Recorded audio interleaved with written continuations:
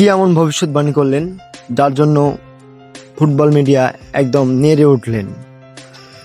কেন বা আর্জেন্টিনার বিপক্ষে এই জ্যোতিষী এমন মন্তব্য করলেন?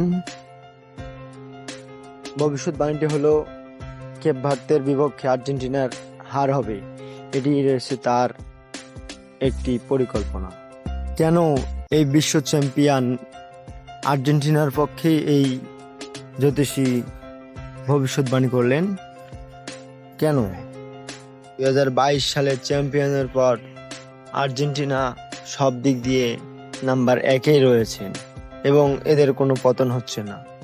এই আর্জেন্টিনার বিপক্ষেই কেপ ভার্দ খেলবেন আগামী 4 জুলাই।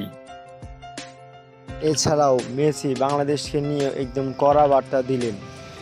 মেসি এবং আর্জেন্টিনা নিয়ে পুরো বাংলাদেশে যে পরিমাণ সমর্থক রয়েছে তার অন্য কোনো ফুটবল বিশ্বে নেই।